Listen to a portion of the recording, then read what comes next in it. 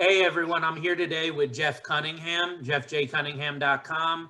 And Jeff is actually a client of mine that I've done quite a bit of work with over the last couple of years. He got his first real estate investment almost 2 years ago. February 2021 will be 2 years. So Jeff was a brand new investor, and we worked together on that, and we'll talk about his story in a minute.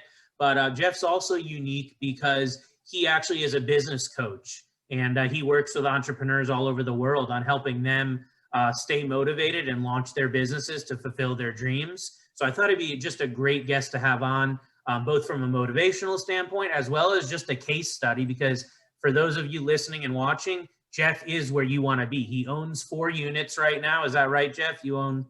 Yeah, that's right. Yeah. Thanks to you. In Connecticut. He's a real life real estate investor. Jeff, how old were you when you actually bought that first property? So what am I saying? I was 30, what was it, 33? Yeah, 32.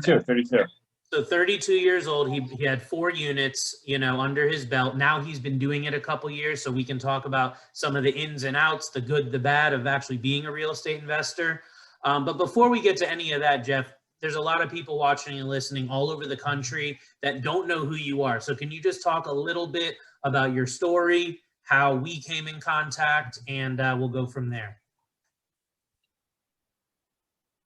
Yeah, well, thank you, Rob, for having me on. Actually, I'm a huge fan of your show. Anybody who's just listening to this for me, go back and listen to back some of him. This is probably the best between 1031 exchanges, a lot of real estate nuggets on just information you give out. And I've gone back. So this is one of my favorite podcasts, so I'm blessed to be on. With that saying, yeah, and I love it, man. I've done a good job marketing, because when you introduced me, you said, hey, jeffjcunningham.com, also known as Jeff the Entrepreneur. Yeah, really, I'll get into it all later on, but I think it's 4 years ago, my older brother, Jay, me and him were going to build a business together, and he wound up dying on drugs, fentanyl. And during that journey of then trying to build a business, I started studying successful business owners, and a lot of them were real estate investors. So my why is to build this big business one day in honor of me and my brother. But man, I'll tell you, Rob, I'm enjoying the journey because I'm meeting people like you. I'm learning so much. And things I didn't think I was able to do, by surrounding myself with the right people, and you're one of them, I've been able to do more. So you can't do everything yourself. And that's a little bit about me right there, kind of in a nutshell. So tell us about your business, the business coaching, jeffjcunningham.com, Jeff the Entrepreneur. What do you do for people? Because there may be some people listening that are starting businesses or have a side hustle that you might be able to help. So can you just talk very briefly about what your business is and how you can help people? Yeah, great. I've been on actually a lot of interviews lately, and I practice like speaking less because you know how I can get, Rob. So, but yeah, basically, really what I do is I help people be able to make money online in whatever their skill is, right? Because I think a lot of people wander through life and they kind of just fall into something that they just kind of feel like is their passion, but doesn't pay them a lot. I kind of focus on them. Hey, this is your skill. You're good at this. Go make money. Like in whatever your skill is. And I give them like an action plan, a blueprint, stuff to do it. And it started during COVID, Rob. When COVID hit, I've always done it. I've gone to, you know me, I've gone to a lot of Grant Cardone and all those entrepreneur events.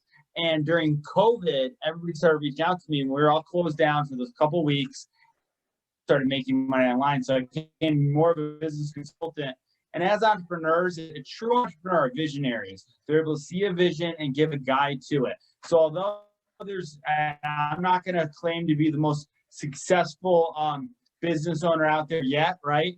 But I know I'm on my way, and on the way, you can help people get to that next level. And that's kind of what I do. Now we're doing weekly webinars on jeffsiphone.com, which making fun of Grant, what he teased me on. And we're basically just blowing up, and I'm partnering with a lot of people, just like I partnered with you to become a real estate investor, which I'm so proud. And maybe it's not for everybody. I had everybody, and anybody listening to this is thinking, man, I don't know if I can be an investor. I want to, right? You don't know until you actually do it, and you're in it for a couple of years, and I love it. It's been the best for so many different reasons. But yeah, my business is called Changing Lives Consulting, and basically what we do is we're looking for kind of that person who's stuck, who doesn't really know where they're going with their side hustle, on to find their perfect client and solve that problem in a 1-step, 2-3-step process. So that's kind of what we do. Okay. So if you're listening or watching, we will give out all Jeff's contact info here at the end of the podcast in video today. So you can get in touch with Jeff if you think he might be able to help. But now getting into the real reason I had you on, which was, I work with hundreds of clients all over the country on real estate investing, purchasing, refinancing property. And, me and Jeff came in contact a couple years ago, and, through the internet, of course. And when we initially got in touch, you were really early on. I think we touched base 6 or 8 months before you were ready, maybe even a year before you were actually going to pull the trigger. So Jeff actually came to me as like a home buyer lead. He was searching for properties online. I think you were looking for foreclosed homes or, discount properties. So your name came across my desk since I'm a preferred lender with a couple websites that do that. And we got on the phone and we immediately hit it off on a personal level because some of our, like-minded entrepreneurs that we follow, like Grant Cardone, who is a great mentor of yours. I invest a lot with Cardone Capital. So, great guy, great sales trainer. So we hit it off on that level and we stayed in touch. So that was kind of the beginning of our journey. So before I get into the rest of it, talk about that. Like, you were online, you were searching. At what point did you say, hey, maybe I want to be a real estate investor? Maybe I want to buy a property. What made you want to do that? And then what made you actually fill out a form online to get more information, even though it was like 6 to 12 months ahead of when you were actually ready to move forward? Yeah, so great question. So to tell everybody kind of the story where I was at, my brother just passed away. I was kind of searching on what it was to make quick cash, just like anybody's out there, right? And I came off something that said, if you wholesale real estate, if you flip a contract, right, you can make some money. So I did it. I don't know exactly the time zone on when I did it because I've always been an action taker, Rob. Really, I really kind of, not always, but there were certain things. When I asked a girl to marry me, and she said, she said, yeah, but she's already engaged. It made me start to take action a little faster on something like. But so I think where I was at, I was looking for foreclosed homes. I was getting a list online because just previous, I was going door to door for solar. I was selling solar leads for $700 a lead. And what it was then I found out I saw a house that I knew was going to be foreclosed. I tried to look it up online. And I didn't think personally, Rob, with being a teacher, as a behavioral teacher, making probably like 40 grand a year, 30, 40, maybe it's probably like 28, really. I don't know. You know more than me. You looked at it all. I try not to look at it. I've been at the job when you don't look at your money, which is the worst thing. Any money tip, look at your money every day, man. That's the one best way to not lose it. But anyway, so I actually wound up not thinking I could even get what I have right now as a 4-unit. I thought my best thing was to see if I can get other people's money. I was listening to a lot of Grant, and my whole thing, because Grant Cardone did a video on depression that really turned my life around. So my whole thing is whoever I buy from, they got to have these two things. They got to not do drugs. I lost my brother to drugs, and they got to know of Grant Cardone. Those are my two qualifiers. So as Rob knows, I'm searching foreclosure house. Boom. A Weinberg mortgage came up. It was benchmark mortgage, right? I think that's what it was. And it came up there, and I was like scared, but I put my number in there, and I figured, you know what? Before I go get this floozy real estate agent, I got to know where I get the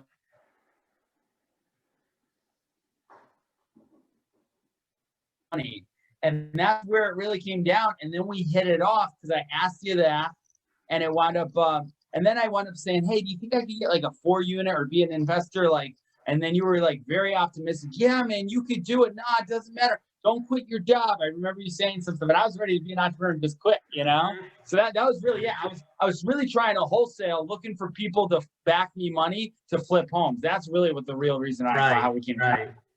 Okay. So, I mean, yeah, real estate wholesaling is a great business. Don't get me wrong, but it's one of those things that looks sexy and has a lot of sizzle, but there's a lot that goes into it. So it's not as easy as, the advertisements online make it seem. So with that said, Jeff did bring up some things on our initial phone call, like he was ready to just be a full-time entrepreneur and quit his job and just do side hustles and sales. And I said to him, don't do that, Jeff. You're not going to be able to qualify to buy your first property if you are just starting a new business. Him not knowing mortgage guidelines, me knowing what needs to occur for an underwriting approval. I knew that if he was going to get his first property anytime in the near future, he was going to need to have that stable job, which for him was teaching. So I told him, keep that job. Let's get your first property. Once you have a couple units under your belt, and your first investment at least underway, then we can start looking at branching out and doing the entrepreneurial stuff a little more serious. Don't quit your day job before you do the mortgage. So that's, that I know stuck with you, and you took my advice on that. I did a financial review for you, and you had some money saved, but you were a little short too. So I was able to say to you, hey man, if you want to buy a property in the price range we're talking about here, you're going to need to save up like another 5 or 6 grand. It wasn't anything crazy, but it was definitely an amount that was going to require on a teacher's salary a little bit of time. So that was kind of our initial contact. And I know from there, we didn't talk for a couple months. Maybe I checked in with you here and there, but that was, we were waiting for you to work on getting that money together. There were some credit challenges that I gave you some advice on too, to get your credit up to where it needed to be. And then we came back in contact. I think it was around January, either December or January of, it was either December 2018, January 2019, right in that range of timelines. And you were working with Josh Brown. Josh Brown's one of the top real estate agents in Connecticut, works with Keller Williams Realty. And you had come across Josh. I know this kind of same way we came in touch. And he was someone that also had a lot of the similar interests with Grant and the entrepreneurial mindset and all that stuff. So I know you hit it off with Josh, and we kind of circled back around. I checked in with you and said, hey man, you're ready to buy a home. Let's get your pre-approval updated. And that's what we did. We went ahead and updated his pre-approval. I got all his documents in, his pay stubs, his W-2s. I got all his updated bank statements for all his different accounts. And we saw where he was at. One of the cool things about buying a multi-unit, at first we were up in the air. Once we reconvened on this in early 2019, late 2018, you were a little more focused on what you wanted. You knew you wanted a 3 to 4 unit at that time, right? Yeah. So that was awesome, because you got to understand what you're looking for. And I agree with your mentality, which was, hey, if I'm going to do this, why not get 3 or 4 units at one time? Why do I have to get a single family or even a 2-family? Like, I want to get a bunch of units at one time. And just so everyone knows, the maximum amount of units you can get on a residential mortgage is 4 units. Okay, that's it, 4 units. Anything above 4 is considered a commercial property. Lots of red tape, lots of other requirements. But for Jeff, the strategy we were going to use was an FHA loan, a federal housing loan, where he's living in 1 unit and renting out 3 of them. Okay, that was the strategy here.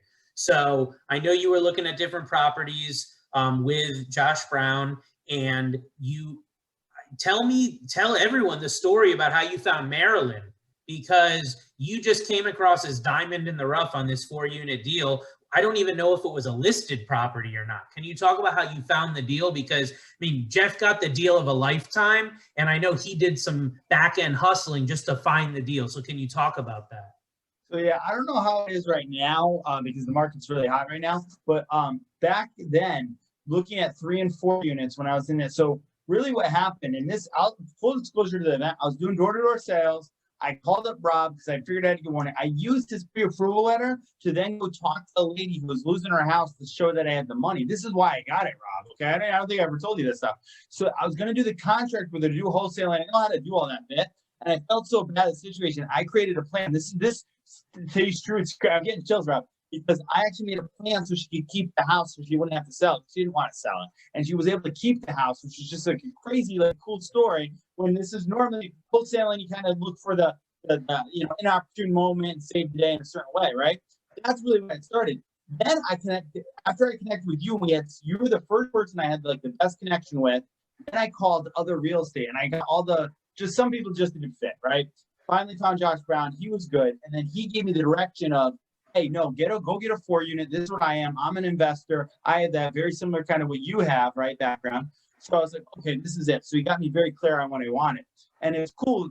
Any entrepreneur, any business owner, or even new-time real estate guy, Rob reached out to me right when I literally forgot about you. And Grant always says this, right? You know, everybody, me and him had a great conversation. It was good. I really didn't have his number. I didn't go on Google and go look it up. As soon as we were going, I need another mortgage guy. And the head quarterback of the team, who I really didn't like, took the cute girl to prom with me, and now he's the mortgage guy. I was like, man, I really don't want to go this guy. And because Rob is such a savvy business owner, he winds up calling me right when they pull it. And I was like, oh man, no, I'm so glad you called me. If we're going with you.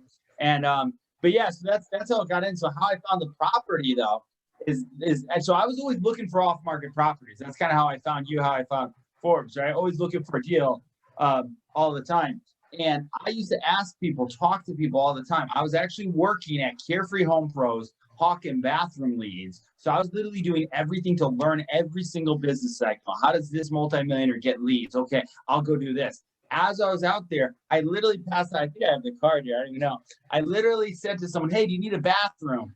And the guy goes, nah, I rent. And I said, and he goes, I have a great landlord. I said, oh, I want to be a great landlord one day. The guy turns around to me and goes, oh, my landlord's looking to sell one of her properties. And I go, really? And he goes, yeah. And I go, give her my card. So I give her a card. You know, at the time when I had my ex-girlfriend and she's a Spanish girl, she used to dress all like that way. I made a card with my shirt off and it was a health fitness thing, just to get her mad, right? It was the only business card I had on me. I give it to the old guy with my shirt off. He goes and gives it to Marilyn, who's this old, she's just this real estate investor. Your typical real estate investor, owns a lot of properties. We wind up getting on the phone and literally, I looked at so many asbestos down here. This 3-unit is garbage, not FHA, not FHA. You could do, I forget what they call it, a 203K loan or whatever the loan is, rehab, right? Yeah. I want turnkey, I want FHA. The one we found was literally, I still love it, man. It's a big yellow square building. It's on my Instagram. Very proud of it because it's funny that like, I'm not a big lawn. I actually pictured pretty much the same exact building. I wanted a square building with a flat roof on it. I remember thinking like, if I bought one, that would be the first one. And that's what I wound up getting. And it was really just by talking to people. And there's actually another off market in Middletown right now. I just found out by talking to people, they're about to list it. So I find a lot of off market deals a lot of times, just by talking, man, That's the key. So, again, we're recording this in 2020. The real estate market is super hot. Back when me and Jeff were talking and we were starting this journey with him, the real estate market was not hot, okay? There were sales happening, but the prices were not going up. They were staying stagnant, even going down in a lot of areas. So the real estate investors out there that were trying to unload their properties, like Marilyn, the seller of the house you bought, they were very interested, very, there weren't a ton of buyers looking for this stuff back then. So you came across as someone motivated. Like you said, you networked, you got in touch with her. I remember getting a call from her, random number called me, and she's like, hey, I've got this guy, Jeff, who said he's got a pre-approval, and he showed me some paper, and he said, you're his mortgage lender. What's going on with him? Like, can I trust him? What's his deal? So I vouched for you like I do for all my clients. And I said to her, yeah, I've been working with Jeff for, at that point, basically a year, 6 to 12 months, whatever it was. And I've got all his documents. I've worked with him on his credit. I've got everything. I know he's well qualified to buy this home. And that phone call, that like 8 to 10 minute call with her, that's what sealed the deal. And that's how it is now. Even sellers are, they're really reluctant to take their house off the market, or if in a case like this where it's a private sale and it's not on the market, they're really reluctant to not put it on because they don't want to get someone under contract and then have the deal fall apart, which happens all the time. So they need that reassurance from the realtor and or the lender to say, yeah, this guy's the real deal. And it's not just based on a phone call. It's running your credit, reviewing your income, looking at how much money you have in the bank, how much money is going to be needed. So one of the coolest parts that I thought of how you negotiated the deal, or really I'll give it off to Josh Brown on that, your realtor, is he negotiated this deal with the absolute maximum amount of seller concessions. So he got the seller to pay all your closing costs. All you had to come up with was the 3.5% down for the FHA. And I know even some of that you got help with from family. So it was like, you didn't have to come up with very much money at all. I mean, what, maybe 10 grand, if that, and I think it might've even been less. Yeah. So, and it's very true. And so, yeah, shout out to Josh Brown. Cause it's funny. I'm an entrepreneur. I love negotiating. Marilyn, I love her. She loves negotiating too. Me and her are in a head deep negotiating the price down $2K because of that. Josh, and this is the crazy thing. This is what I want to say to everybody. Everybody wants to be a hero and sell a thing off market or buy it off market. You can, don't get me wrong. There's a lot of stress that's going on when you're going through all that. I actually called Josh, and Josh let me stay out of it because he knew I wanted to do it. And he was able to really just kind of just be the medium in between it, because there's a lot of things, and really get that sweet deal that really was out of that. And then I learned so much. So these are the things I learned. And this is good for anybody. I was getting paid probably 28K, maybe 38K a year being a teacher. Job I love, teaching behavioral middle school kids, really coaching them to have a better possible day. I wouldn't have quit that job until I found the entrepreneur bug and I realized, I'm born for this. Rob continuously told me, don't quit your job. And it was very tough for him because I was making more money with my photography business and little like cash. But then I was just reinvesting it. I wasn't putting it in the bank, right? I was making money, but it wasn't showing anything liquid. And Rob's like, no, you got to make it liquid. So for anybody listening, even if you're working 28K a year or anything like that, there's ways. I was also working restaurants. So I work restaurants because, I love working restaurants. PF Chang's and Anthony Jack's. And because I actually, and Rob just did this as a gift, he was able to use that income because I was able to, I kept it, they lapsed over time. So he was able to use that income to get me approved for this. I think it was a 280K loan that we wound up doing on the 4-unit. But so it was crazy because, and then my credit wasn't even that good. So it gave me, and everybody can pay. And Rob's like a wealth of knowledge in many different ways. People have all these credit con experts and everything and they help. There's some that are good and there's some I know. But he just gave me 3 bullet points, focus on this for your credit. He said, line this up. I was in no position to buy when we first spoke. And then I started doing something, and I actually probably could have done some things that would have made it a little easier, but I was so entrepreneurial. But either way, we got here, and it was funny. And thanks. And then I learned that my uncle, Uncle Steve, who bought Bart Starr's convertible, he gifted me a loan of $5,000 that we were able to use their season money to put in. And I was able to pay him back right away after, because the unit cash flow is like day one. So I've never, still to this day, knock on wood, actually this 1 month, because of COVID, I did have to make a mortgage payment. But I really, because of not COVID and everything, I didn't have to make a mortgage payment from day one by the way we structured this deal. Right, so because the tenants, you had enough money coming in from the tenants that it covered the mortgage, correct? Yeah, so, and it's really good. Speaking of being a landlord, I love it, man. I love my tenants. They're great. I inherited like 2 great tenants, and then I like searching my own tenant. And for anybody, now I have a property management company that helps me just because I'm doing so much other stuff. I mean, negotiated a pretty good deal there actually. But the great thing is I wound up doing a lot of stuff, and I still will. I'll do a lot of stuff first. So I know, so that way the property manager's not, kind of just showing me X amount of bill and I have no clue how much it is to, fix the cast iron thing. So you got to get your hands dirty a little bit the first year. That's why it helps to live there. That's why the rules set up that way, right? So you can really take care of the house. And it's all good, dude. Actually, I coach everybody now. People always ask me, oh, you're a real estate investor. I'm not like this huge thing, but I coach everybody. Do exactly what I did. I guess they call it house hacking. I didn't know that. But yeah, house hack, man. Start there right away. I don't know where the market is at right now. One of my buddies, my coaching clients, Comeback Cam, he made a lot of money stock trading. Dude, he has a crazy story. Went from alcoholic, druggie, quitting both of those, taking the stimulus checks, I don't even tell most of them, and investing in the stock market because he used to play video games all the time. The kid's close to making 25K now. Now he's looking to buy a real estate in Southington. There you go. There you go. So a couple important things that Jeff said before I forget. First of all, there were just some great nuggets there. Number one is we used 3 different jobs to get Jeff's mortgage approved. His primary job as a teacher, his secondary job as a bartender, and his third job also either a bartender or waiter, something like that. So there were 2 restaurant jobs and his main job at the school. Okay, so don't think that you can't do that. You just have to have a lender that understands how to qualify you. The main thing is you have to be at all the jobs for 2 years. That's really the basic of the guideline. You can't just pick up a second job next week and add that to your income. Jeff had a good employment history. He had been at all these jobs for 2+ years, so that helped out. The second piece of the puzzle was, you may be thinking, well, how can a guy like him get a $280,000 mortgage? Well, even between all your jobs, I think if we added up the income, it was only like 50 grand a year, right? I mean, it wasn't a huge amount. The great thing about these multifamily, especially the first time buyer and the FHA type of programs, is we can use 75% of the rental income. That was the big piece of the puzzle. So basically the appraisal that we have done on the property, will show what the market rent is for each unit. So the underwriters will look at that and they'll give you credit for 75%. So if you have a unit that rents for $1,000 a month, they will give you credit for $750, which is 75% of 1,000. That scales up. If it's 2,000, 3,000, whatever the market rent is, you get credit on that towards your mortgage qualification. This is how you can see people that don't make huge amounts of money get into these 3 and 4 unit properties that get cash flowing, because we're giving them credit for 75% of that rental income. So that was another huge piece of the puzzle that made it happen.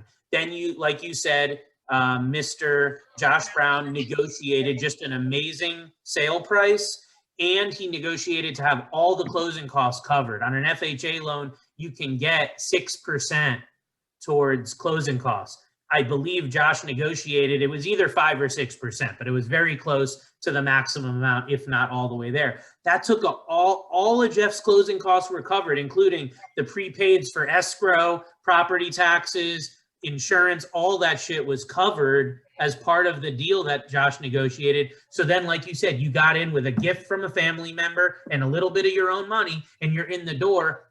Now you're living in 1 unit, you're renting out 3. The 3 rental units you have, that covered your mortgage. Now you're living for free. Now you're building equity, because when that money's going to the mortgage every month, some of it's interest, some of it's principal. So that money's building you equity every single month. And I know you've moved now from the property, you're in bigger or better things, but the bottom line is, with an FHA loan, you have to live in the house for at least 12 months, which I know you did. And that really gets your feet wet in being a landlord. I recommend that to everyone. You have to contractually. If you do not live in the house for 12 months, you're committing mortgage fraud. So that's an absolute necessity when you're going to be getting one of these multifamilies using the FHA loan, which is Federal Housing Administration. So awesome story, Jeff. Now I want to take it one step further. Now you're in the house. You know, we went through the mortgage process. Things went really well. Things went really smooth. There was great communication, which I talk about in a lot of my other videos and podcasts, about communicating between the realtor and the lender and the seller, just everyone involved, because Josh was it. The seller didn't have their own realtor. It was just Josh Brown. So it was really me and him quarterbacking the entire deal. And appraisal came in, you know, over purchase price, which is always nice, especially in that market.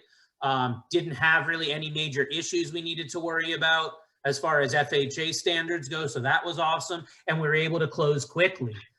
So it all came from that preparation. It all came from Jeff reaching out to me all those months earlier. Like we always talk about, go get pre-approved, go talk to a lender way before you're ready, so you can get your credit right, get your money right, get your assets right. Make sure that you're not going to make a big mistake like quitting your job to go pursue entrepreneurial activities. It's a 2-year requirement. If you're going to be an entrepreneur and start a business, you have to have that business for 2 full years before you can use it to qualify for a mortgage. So and showing money. You can't and showing profit. So most businesses fail within 3 years, and most businesses also don't show a profit the first couple years.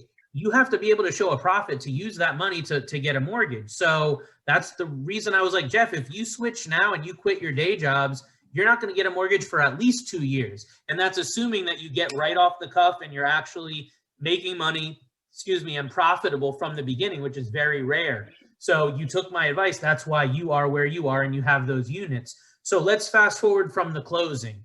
You got the closing, you moved in, you went in, you introduced yourself to the tenants, which I think you had even done before you bought the place, to make sure that everyone was, someone that you'd be wanting to work with. So talk about from when you bought the place until now. What's the journey been like? I know you talked about property management. At what point did you bring them in? What was the first 3 to 6 months? Have you had problems with people making payments? Especially with COVID, have you had some of these tenants not pay you? How have you handled that? Just give us like a zoom from then all the way up until now. Challenges, best practices, the good, the bad. So yeah, whenever you guys buy a property, and I look at properties all the time. Like I looked at it probably, I had to be thousands before I found this property, right? And this property wasn't on Zillow or anything like that. Not that you cannot find one on Zillow, you can.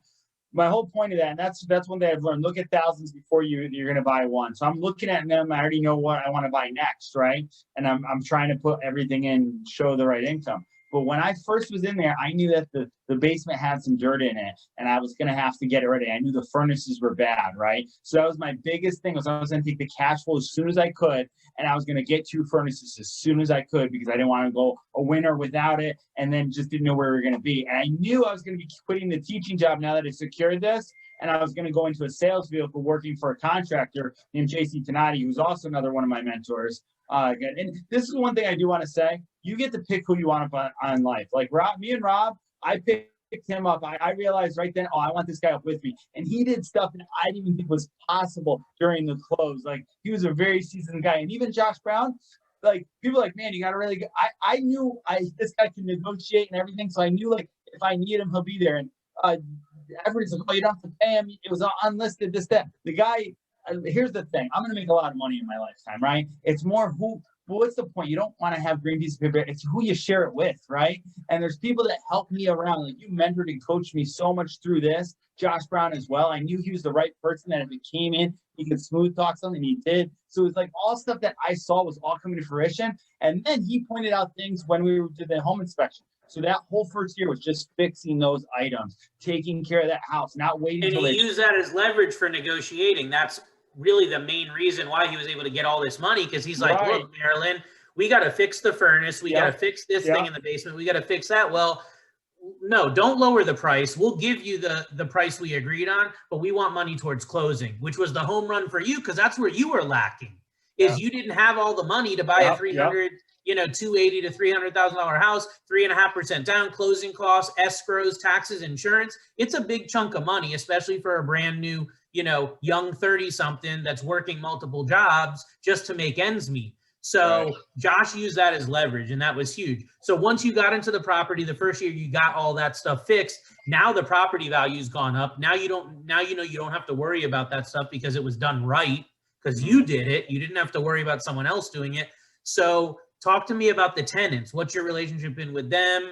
Have they not paid? Have you had issues? How have you handled it? So I'll tell the one story. So there's one crazy story. I probably shouldn't say it, but just, I want everybody. So when I first got it, all my aunt, uncle, dad, oh, there's going to be termites, there's going to be tenants, you're going to call you at the night, everything. You want people calling you. People calling you with these problems mean you have someone renters are paying you money, man. No matter what it is, you want that. So anytime I got those calls, I thought, man, I got somebody in there. When they're not calling you, that's when it's bad. All right. So that's the clear. The worst probably story was one of the girls had a boyfriend. They got into a fight. The cops got called, the whole thing. She didn't have enough self-worth about herself. Her name was Ashley. I coached her outside. I told her, hey, go back to your mom, get this right. And I started coaching her right then. Her other tenant, young girl, Sarah, during COVID, lost her job because she was a hairstylist. I started sending her my YouTube videos. She started making more money while she was still there. So she was able to pay the rent. She made more money than she was able to move out and do that. And I'm like, man, I got to rethink this. You can't coach your tenants to make more money, because then they're gonna outgrow you, So you got to be kind of careful. But it's fine. I'll help anybody with that. But yeah, there was a very sturdy point, and I loved all my tenants. They were all great. Listen, are there problems? In life, life is problems, man. No matter what, you just got to learn how to solve them, man. Don't focus on problems, focus on solving them. So yeah, but it wasn't anything crazy. The house was a really good house. A couple furnaces, a little asbestos. Oh, they didn't show me, all that little stuff. But then you just deal with it, And but yeah, But fast forward to COVID. But yeah, the first year was pretty smooth, actually. The first year was great. It was cash flow and it was really good. And that's when I did a lot of stuff myself as much as I could. I actually got some buddies helping. I'm not really handy. So I sold my vision of my buddies. Hey, I got this unit, come help me, right? And they did. I'd pay some of them. And then I learned stuff of what it was, what stuff cost. So that way, when COVID hit, that's when the first time when I didn't think anybody was going to pay. Everybody was losing their jobs. It was really everything. The window business for JC Tenati that I worked on canceled all their sales. I had no sales appointments. I had no money coming in, Rob. Like, literally, I felt like I was going to go to zero. I felt foreclosure on the house, this, that. Okay. But I have the confidence in myself that I could always just earn it back, right? I'm like one of those entrepreneurs. If I go bankrupt, I'll be back, because it just takes courage. That's all it takes, man, is courage. And if you know how to actually solve a problem and do everything. So that's when I wound up building a coaching business. I wound up making $2,500 that first week of COVID, helping people make money in that first week. So I made my mortgage payment in a week.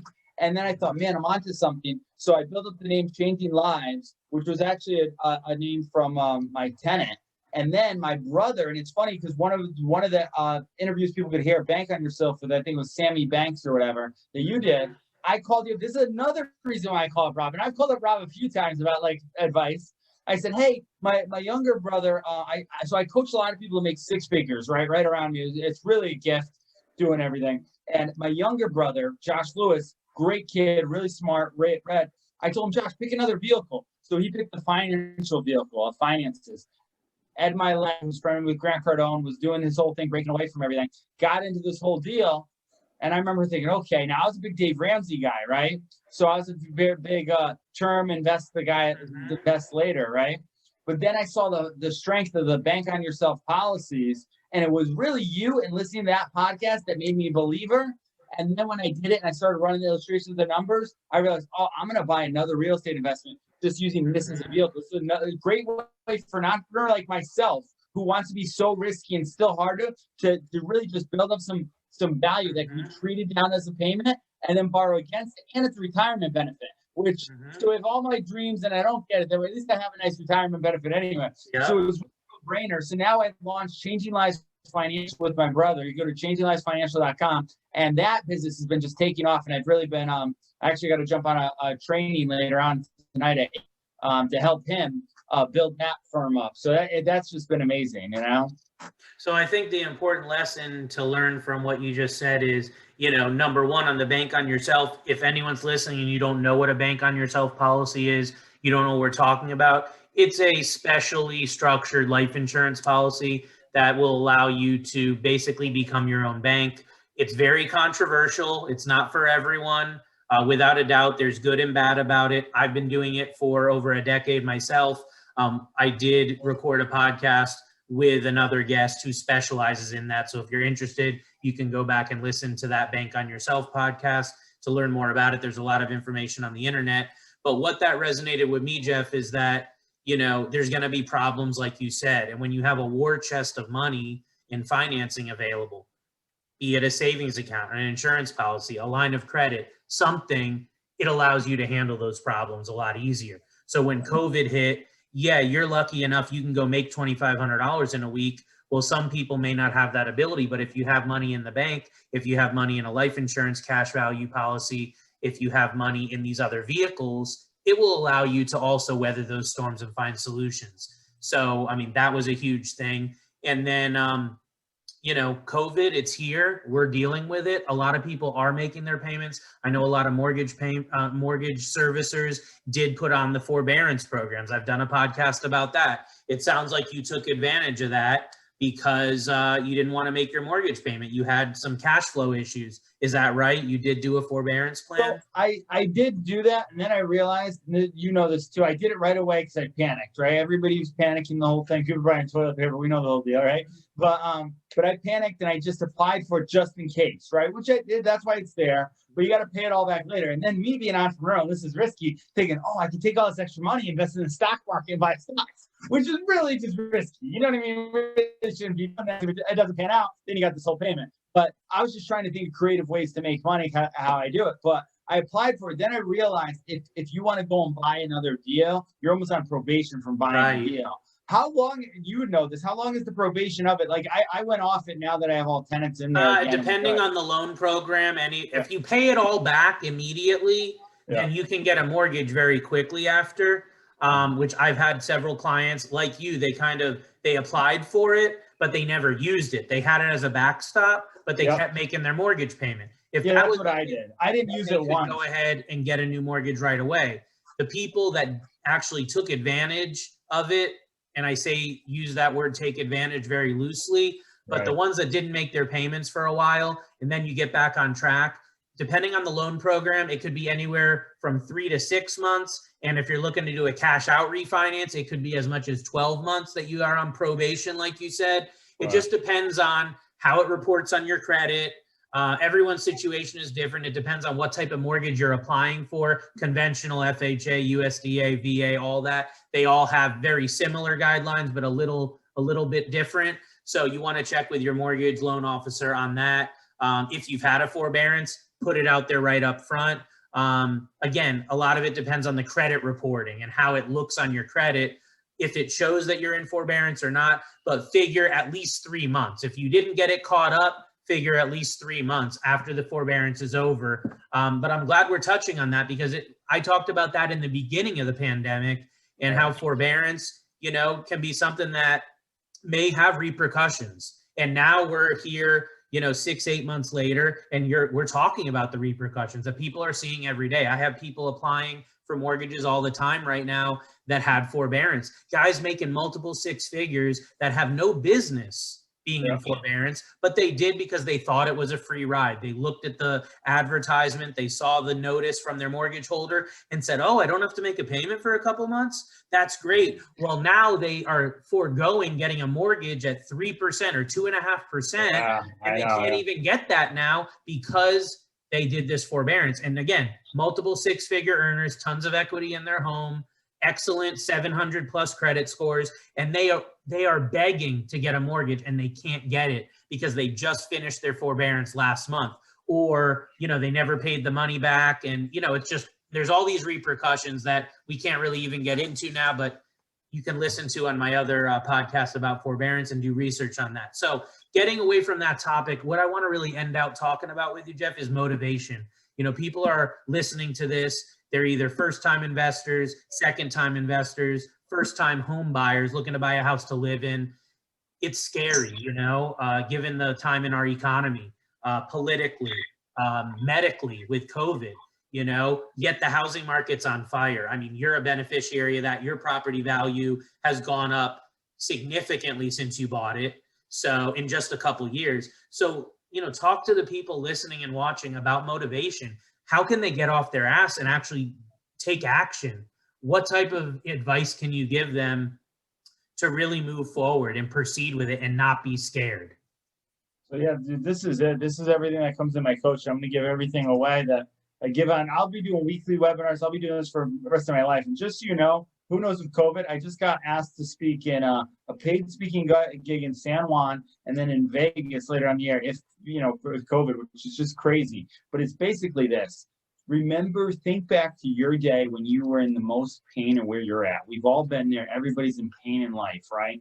And where you just felt like, whether it was the girl who broke up with you, me, it was just my brother and my mom, right? Without life insurance, there's certain things that happen to you, right? And a lot of times we mask the pain away. But as soon as you realize it, and you realize we're trying to help people, people care out there. They really do. People are really trying to help people. And the people who don't think that are the people who've just been so bitter to it. So once you realize that people care and just start telling yourself people care, then you'll find someone who is suffering just like you were, and you'll have a chance to help them out. Because those are the people that you like to turn around and help out no matter what job it is in. Let's say you're in a job you hate that thing. There's another person who's been in a certain struggle that you've been into that you can help and you can inspire them, right? That's what all the Changing Lives Entourage is about, is building people to actually find different people that are in their darkest day or pain, and someone who's helped them out can get them to the next level, right?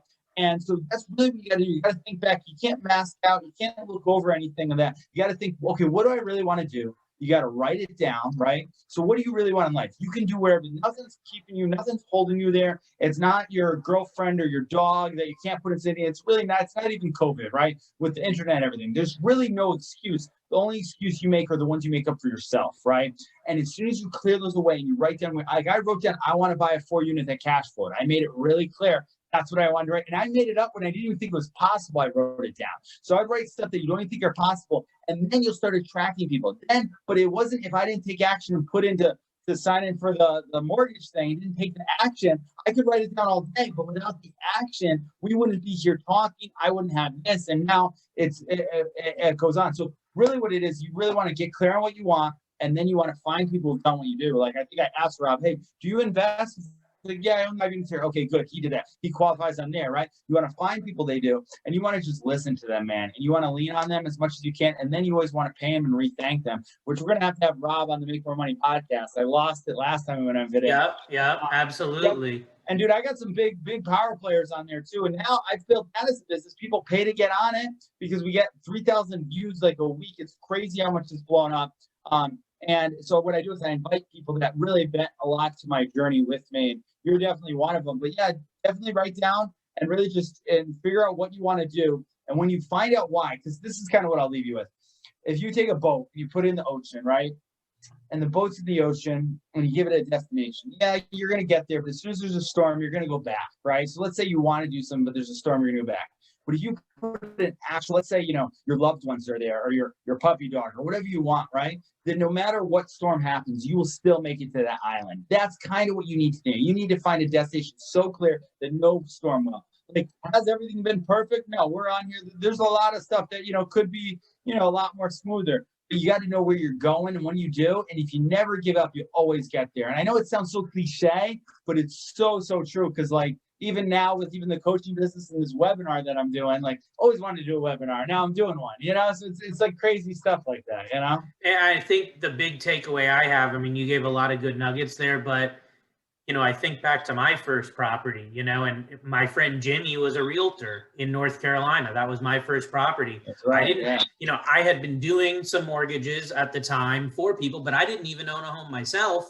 And I needed to find a mentor. And that, for me, that first mentor was my friend Jimmy, who now is an attorney for real estate. At that time, he was a realtor in North Carolina, and he was a friend of mine from college. So I think, everyone watching and listening, the first step is, like Jeff said, write it down, do all that, but find someone that's where you want to be. Find someone that has the knowledge to get you where you want to go. If you're talking about real estate, then you really are going to be talking about either a real estate investor, a realtor, real estate agent, and a mortgage lender. I think any of those three can start. And when I say real estate investor, I'm not talking about your Uncle Bob that owns his home, okay? I'm talking about somebody that owns multiple properties, okay? At least 2 to 4 minimum, that's been involved in multiple transactions and knows how the home buying process works. A realtor, anyone and their mom can get a real estate license, with all due respect today. You need to find someone that's got credentials, that's been doing real estate for at least a couple of years, that has a minimum of a couple dozen or more transactions under their belt. There's a lot of issues that come up in real estate deals. If you've only done a few, you're not going to be aware of those. It takes hundreds or even thousands. Even now today, I've done well over 1,000 deals. And every single day, yesterday, I had 2 new issues come up I've never had come up before. So it's like all the time you're learning. You need someone to take you under their wing that can do that. And with a mortgage lender, it's the same thing. Check out reviews, get referrals, find someone that's seasoned, find someone that's doing business in the area that you're looking to buy a property, that knows, because every area is local. There's taxes are different. The market is different. So you need to find someone that's where you want to be. Even if it's 6, 12, 24 months ahead of time, reach out, make yourself known. Let your goals be known. Let someone actually take you and show you the way. You don't have to reinvent the wheel. Everyone knows real estate is the #1 way to be a millionaire in this country. #1 way people have become millionaires in the US is real estate, and really around the world. You don't have to reinvent this. People have been doing it for decades and will continue doing it. You just need to find someone that's where you want to be and show them that you're serious, get the advice, and actually implement the advice that they give you. So that's really my motivation for everyone listening today. Now, I'm sure everyone would agree, Jeff's been a great inspiration. His story is super motivating, especially seeing you go from 30-something with nothing all the way to, real estate investor and entrepreneur and success coach. So for everyone listening, watching, that has been attracted to what you are offering, your personality, what you're talking about, let's talk about, how do people reach out to you? How can they get in touch with you? How can they network with you? Yeah, that's great. The best way to find me is on Instagram, Jeff the Entrepreneur. I'm always tracking my daily journey on there, although I do have an assistant who's on there now doing stuff, but she'll always make herself aware. So I made it a little shorter for marketing. jeffsiphone.com will just have the latest little whatever's going on in the time. But yeah, you can go to jefftheentrepreneur.com, all those things too. And really, if you just Google Jeff the Entrepreneur, go to the Jeff J. Cunningham, because my older brother's name was Jay, right? And my dream is to build Kokomo Jays one time. Yeah, it's actually out there, kokomojays.com, a nice franchise, right? And it's funny, Rob, to bring it full circle, I went door to door and I knocked, and all these guys who own these houses, they own real estate investment, their business owners, and that's where I'm in the real estate investor, and I have a business owner. I finally have some really incredible tax out from last year, So really, yeah, just coaching.com. That's where I put up all the coaching, kind of latest deals as well. All right. So Jeff, the entrepreneur on Instagram and jeffsiphone.com, right? Those are the areas they can find you. Yeah, yeah, those are the best ones to find me now. We're always marketing something new. We even have, you can also check out the Amazon Prime show that I'm Yep. on. Yep. I saw Jeff J. that. Cunningham on Amazon Prime Video. Yeah, and that'll tell my story in full. So that was really a blessing. That's what led to a lot of speaking gigs. And Rob said it though, get out there and get known. I went, so forget writing stuff down because I have horrible handwriting. I didn't write that much down, right? Go out there and start making contact. I called people on real estate pictures, whoever I like their picture from, and I went in, I searched mortgages, how to get a thing, and he came up. That's why it's always good to get on there. So that's great. Yeah. And dude, I give you a lot of gifts. I remember our deal almost fell through, not money to the closing and everything. That must happen a lot to mortgage guys, man. You work really hard for stuff just to fall through sometimes. Yeah, I mean, of course, that's part of the game, but I have like a 95+% success rate. It really comes down to, again, dealing with someone that's been doing this long enough. We can sniff out the problems as early as possible in the process. Some things happen that you can't control. That's completely out of the control of you. But if you know what to look for, you know what the underwriters are looking for, you know what the different people in the transaction are looking for, makes it a lot easier to keep the entire deal together. And I consider, a mortgage lender in most real estate deals is like the quarterback. They're talking to the realtor, they're talking to the title company, they're talking to attorneys, they're talking to home inspectors, appraisers. They're involved in all this, basically the glue that's sticking it together. So yeah, hey, that's part of the game. And that's why you guys want to get with someone as early as possible so you can get these kinks out. You can get these issues out up front, get them solved, get your credit up, get your income right, get your assets right. You can't do that without the experience. So find someone that's where you want to be as far as that. Like I said, real estate investor, lender, or real estate agent, and have them give you that roadmap, just like I gave to Jeff. And here he is 2 years in, 4 units, entrepreneur, very successful business owner. And, hopefully that gives everyone some motivation. So with that being said, I'm going to sign off here today with everyone. Appreciate you listening. Hope we've given you some value. Go find and follow Jeff if, he's given you value here today. And thanks for listening. Take care.